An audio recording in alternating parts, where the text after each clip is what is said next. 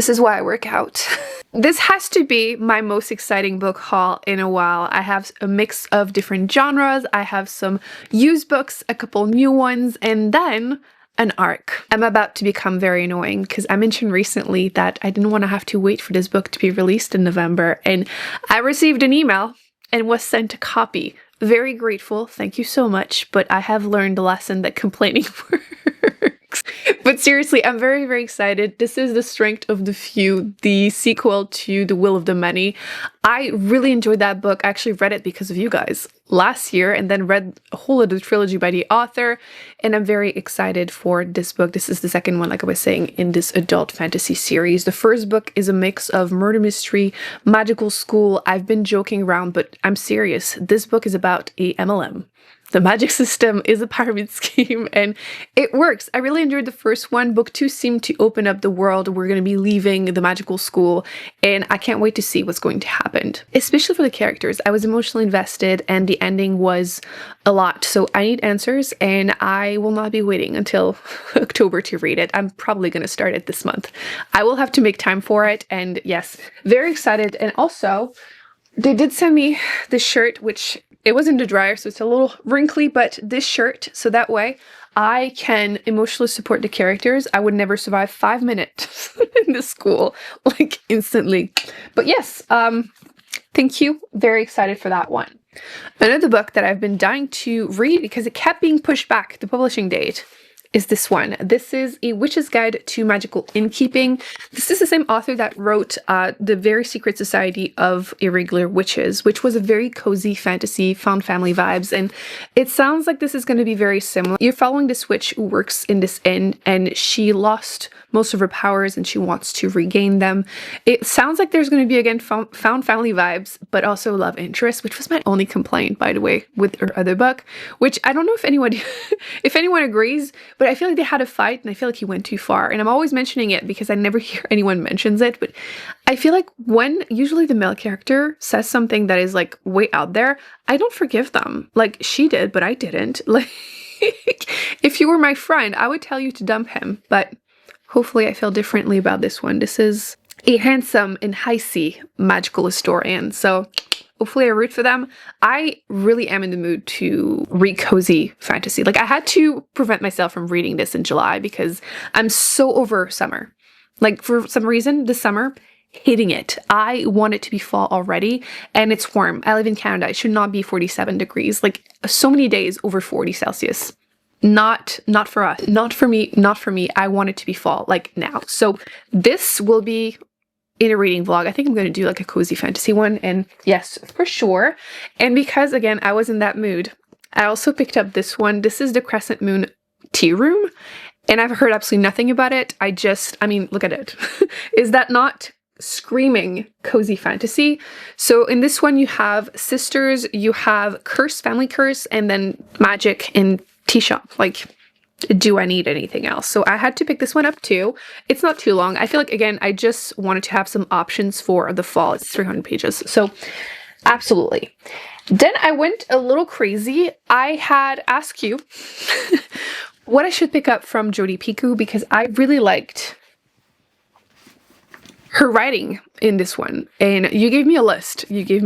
And I went to use book shopping. So I looked everywhere for multiple copies. And to be fair, she has so many books, but I was trying to read the back and try to find the ones that sounded the most appealing to me. She tends to write these books that take very sensitive topics and talk about them. So I wanted to see how I felt about other ones. Usually they are not necessarily the books that I go for, not the sensitive topic, but the ones that, like I had seen the movie My Sister's Keeper, which again is an important topic, but I feel like it's those kind of books that try to make you cry or like have so many emotions, and it can be hit and miss for me. I have since heard that she's not really happy with the movie, so again, at this point I'm open to try everything by her, and I grabbed $4 because I have issues. So the first one I picked up is this one called The Perfect Match, or just Perfect Match, and I hate that sticker. Don't love the cover. I feel like her books, I would have never picked them up with the covers. Anyway, in this one, your following character, she is a lawyer, and she finds out that her son who's 5, has been essayed. So her personal life, professional life kind of ended up being, you know, mixed there. So I'm assuming she knows how the law works. And then, you know, as a mother, situation that is heartbreaking to be in. So that's that. I don't think this is something I would have picked up again if it weren't for the author. The next one, I definitely would have grabbed this book. Look at this. This sounds like a YA romance, the cover. It's not. So this one, you have these teenagers, they grew up living next to each other. They're 17. They've known each other for 17 years and they're friends. And then one day something happens and the girl is found dead with a bullet in her head. And turns out possibly had a pack. I didn't mention it. The title is The Pact, a suicide pact. And it was the boy's family's gun. And he says that it was for him. Who knows what happened? So we'll see. Definitely not YA romance. The one that you guys recommended the most is this one. And I looked a few different places because the copies that were at the used bookshop were destroyed. And this one is much nicer. So this is The Storyteller. So in this one, you're following 2 main characters who meet in this grief support group. The main character lost her mother. She's a baker. And then one day this old man decides to show up at the bakery and they start talking, developing this friendship. And I don't know if this is considered a spoiler. I don't think so. Plus, I don't feel like her books are like the kind of books that has like a shocking twist or anything. But you guys warned me and told me that this is about World War II. And I have been very vocal about never wanting to read a book on the topic.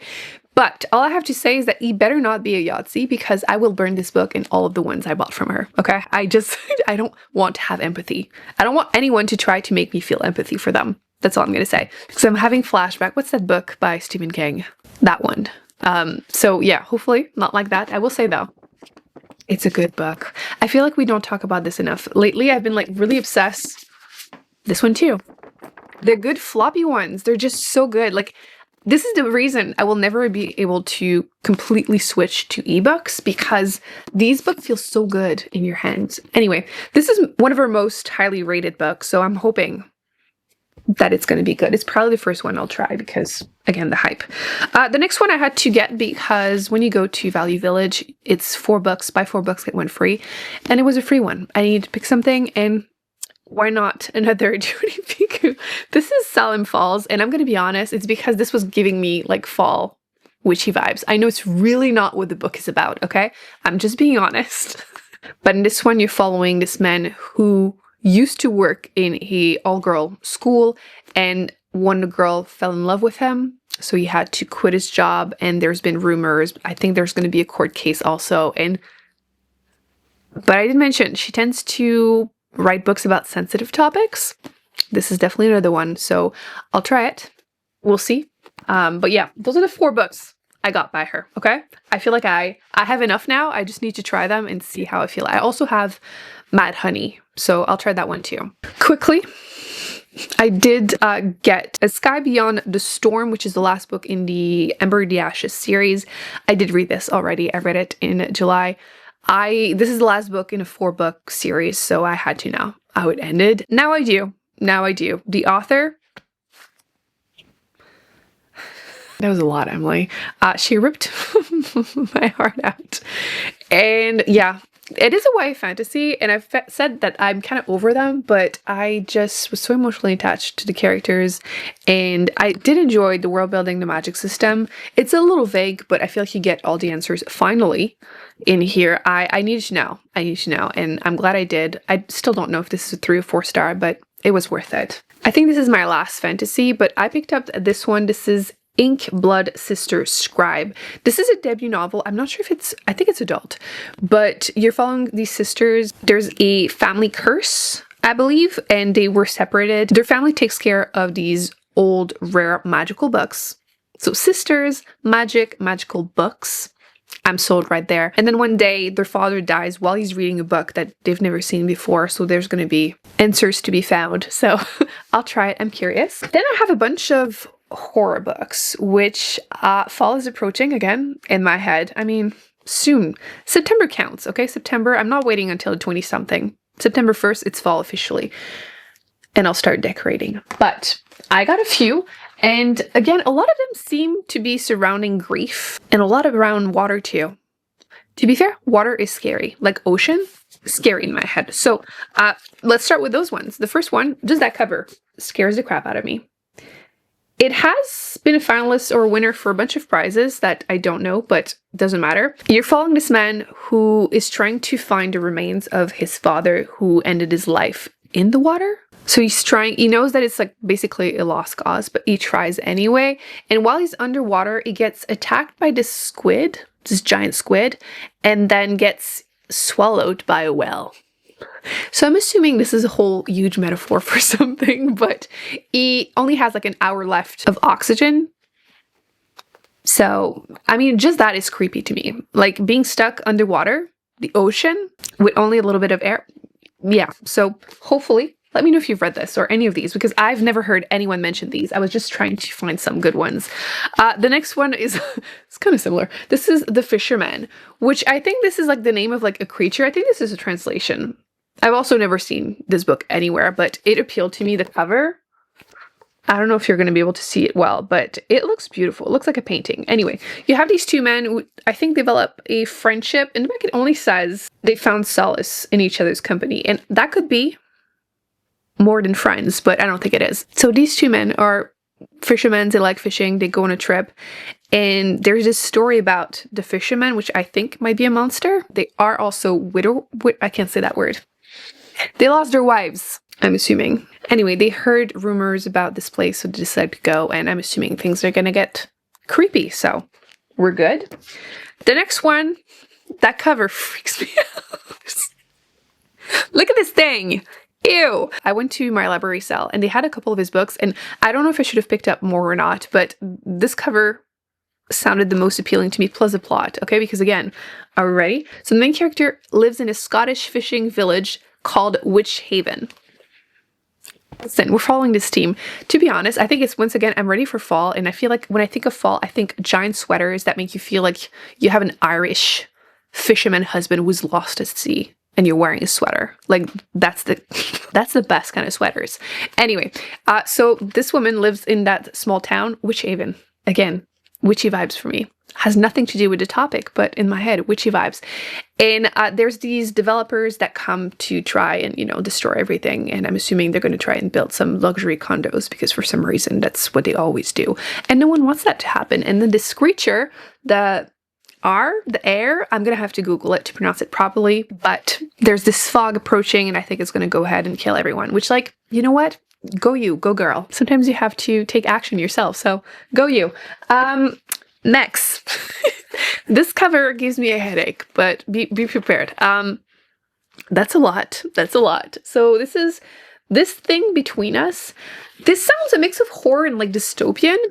Basically, this couple buys a speaker, I think. It's called the world's most advanced smart speaker. And they start hearing things in the walls in the house, and the woman dies. And then that man decides to leave, but he still is haunted. So again, it is about grief and horror. But it says darkly funny, which I'm curious about. But yeah, they also say rage, loneliness, and the all too oppressive intimacy of technology, which, yes, we'll try it. And the last horror book, because again, that's enough. But this one also caught my eye because this is bright, okay? I went to a different bookshop who is local, and they sell used but like very recent books. So I'm still saving like $5 or $10 per book. So we're happy. I picked up this one called Model Home. I have read 2 of the books by this author. I read The Deep, which is about the descendant of the slave trade that fell into the ocean, and they're now essentially kind of mermaids. Kinda. And I also read this other one about space.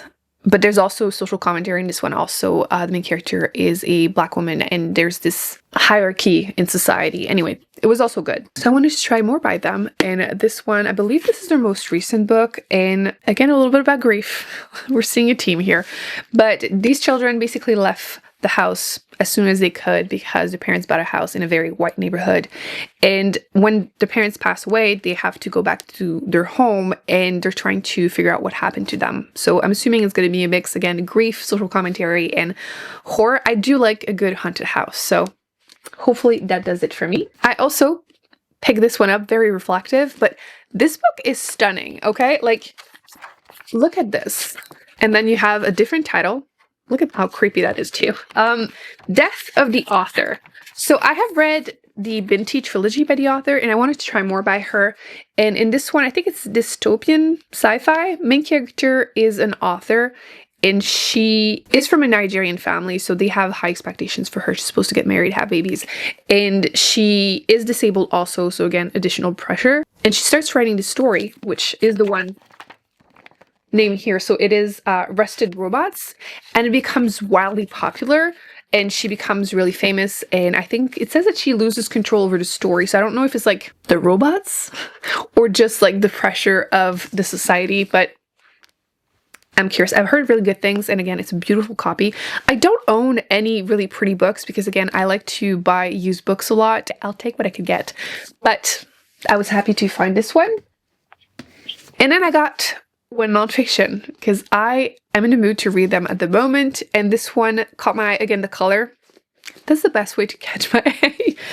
But also the title. This is One Day Everyone Will Have Always Been Against This, so the title is actually something that the author tweeted about, and he was born in Egypt, moved to the US, and spent his life writing about climate change, Black Lives Matters, more recently about Gaza, and I'm assuming the topic is going to be about how in the future everyone will pretend to have been against these things. It is a nonfiction debut, and basically it's about how this whole dissolution of like being an immigrant moving to the US and realizing that things are not what they seem. You know, he came here for freedom and everything, and then reality. Actually, I also got 2 audiobooks on Libro.fm. So I got The Society of Unknowable Objects. I think the same author that wrote a book about doors, which I've seen going around a lot and I never picked it up. So I think they're like somewhat related. Feel free to correct me. So I picked it up because that sounded interesting. And the next one, I solely got it because of the title. It's called The Man Who Died 7 Times. I keep saying how Japanese translation read really dry for me, but I'm a sucker for these kind of stories, like the premise of someone reliving their lives over and over again, or just some kind of time loops, and it sounded like that, so yeah, that's the reasoning. That's it. Those are all the books that I got recently. Let me know in the comment section if you have read any of these, which ones I should prioritize. I'll put on the screen my July wrap-up because I finished 10 books and they were great. And also Goodreads came out with a list about the most read books of 2025 so far, and I had read 75 out of like 144. So it's a lot of reviews in all one video. Now I'm gonna go and freak out about this because I'm dying to read it.